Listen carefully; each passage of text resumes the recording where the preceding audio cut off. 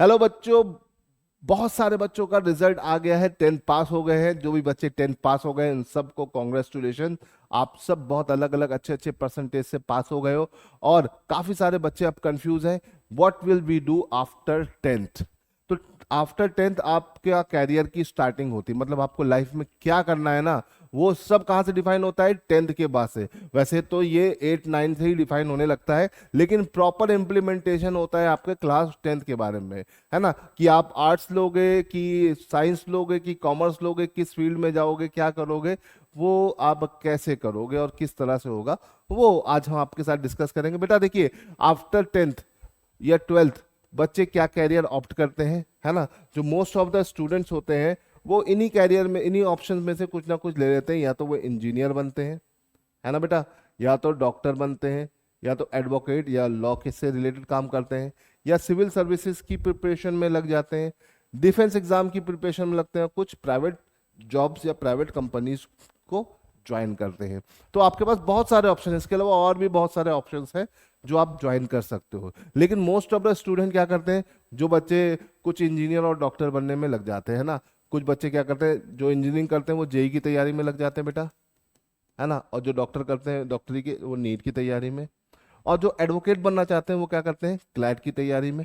और civil servant बनने के लिए आप डिफरेंट डिफरेंट स्टेट गवर्नमेंट के एग्जाम्स की तैयारी भी करते हो इसी के साथ साथ, तो यूपीएससी, है ना। यूपीएससी की बेटा बच्चे बहुत तैयारी करने लगते हैं।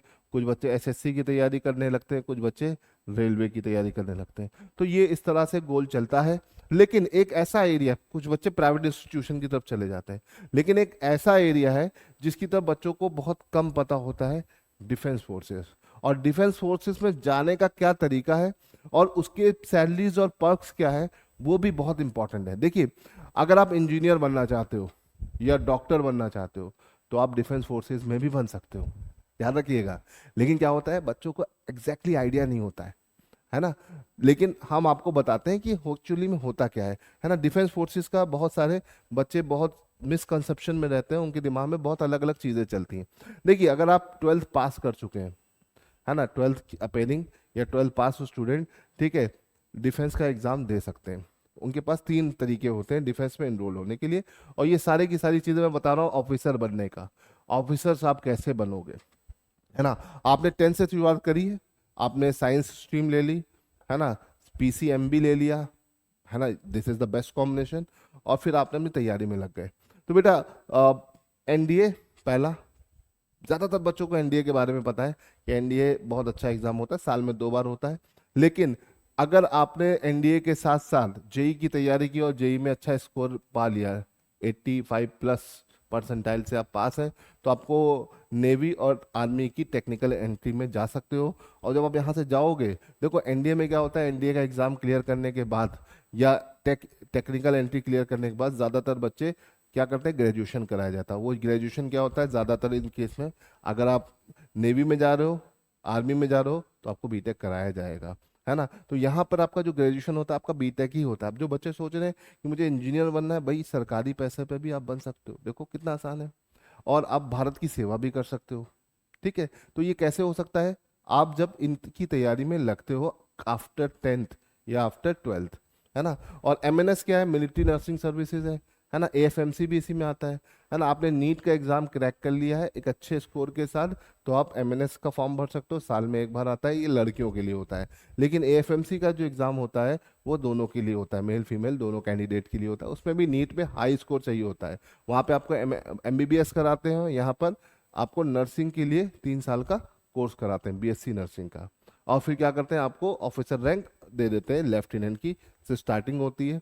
जो भी बच्चे एमएनएस के थ्रू अंदर जाते हैं तो ब्रिगेडियर रैंक तक प्रमोट होकर रिटायर हो सकते हैं, ठीक है। तो ये सारे ऑप्शंस हैं, आपको पता होना चाहिए, ठीक। अगर आप 10+2+3, 3 मतलब ग्रेजुएशन नॉर्मल, 4 मतलब बीटेक करते हैं, तो आपके पास कई सारी एंट्रीज खुल जाती है। अगर आप साथ में एनसीसी ले लेते हो 3 साल का, ठीक है। अगर आप बेटा एनसीसी ले लेते हो तो NCC tech entry, NCC entry मिल जाएगी आपको साल में 2, ठीक है। अगर आपने बीटेक कर रखा है या बीएससी कर रखा है 60% नंबर से, या नॉर्मल नॉन टेक्निकल भी हो, तो एफकैट में आप जा सकते हो। एफकैट में ग्राउंड स्टाफ नॉन टेक्निकल वाले होते हैं और टेक्निकल सब फ्लाइंग में होते हैं, ठीक है। तो एफ कैट मतलब एयरफोर्स की एंट्री। ठीक है। आफ्टर ग्रेजुएशन चाहे आप नॉर्मल कोई भी ग्रेजुएशन करें, है ना, तो सीडीएस की एंट्री साल की 2 आपकी खुली रहेगी। अगर आपने बीटेक कर रखा है बेटा तो आपको टेक्निकल एंट्री मिलेगी साल की, नेवी की 2 आर्मी की, है ना।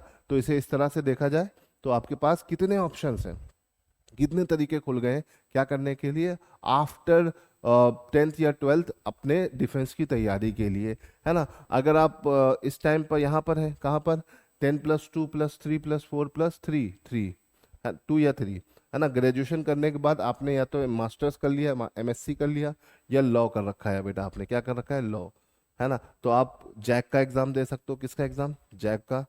और भी बहुत सारी टेक्निकल एंट्रीज होती है ना, टीजीसी यूजीसी, आप उसके थ्रू भी एंट्री ले सकते हो। तो बेटा डिफेंस फोर्स में ऑफिसर बनने के लिए आपकी कई स्टेजेस होती है। आप 10th के बाद से तैयारी शुरू कर सकते हो, तो आप 12th में आते आते पूरा ऑफिसर्स बन जाओगे। इन केस अगर आप 12th में शुरू कर रहे हो तो 12th में अगर नहीं बन पाए इन मेथड से, तो आप ग्रेजुएशन में बन सकते हो। ग्रेजुएशन भी एक अच्छा आपके पास ऑप्शन है। इन केस ग्रेजुएशन के अलावा आपने अगर पोस्ट ग्रेजुएशन भी कर रखा है, लॉ कर रखा है, या फिर आपने एमएससी कर रखा है इलेक्ट्रॉनिक्स या कंप्यूटर्स में, तो भी बेटा आपके पास ऑप्शंस बनते हैं। और साल की 2 एसएसबीज आपको डायरेक्ट मिलती रहती हैं। तो ये चीज़ देखिए, ये सारी चीज़ें क्या है, ये चीज़ आप बहुत सारे स्टूडेंट्स को पता नहीं होती है। तो ये आपको तभी पता चलेगी जब आप किसी ऐसे ऑर्गेनाइजेशन से एसोसिएट होगा जो आपको इन एंड आउट सब चीज़ें बताए। तो याद रखिएगा टारगेट डिफेंस एकेडमी इसमें नंबर 1 है। तो जिन भी बच्चों को इनमें से किसी भी कोर्सेज में इनरोल होना है तो वो हमसे संपर्क कर सकता है।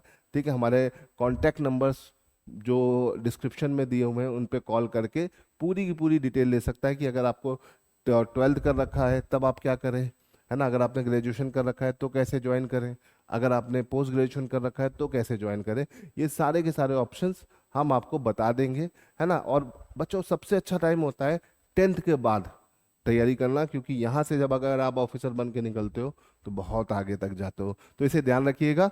ये इंफॉर्मेशन अगर आपको अच्छी लगी तो और भी बच्चों के साथ इसे शेयर करिए, ज़्यादा से ज़्यादा लोगों को ये पता चले, ताकि उनको ये पता चल सके कि भैया हमारे पास 10th के बाद भी तैयारी कर सकते हैं, 12th के बाद भी कर सकते हैं, ग्रेजुएशन के टाइम भी कर सकते हैं, पोस्ट ग्रेजुएशन वाले भी ऑफिसर्स बन सकते हैं डिफेंस फोर्सेज में।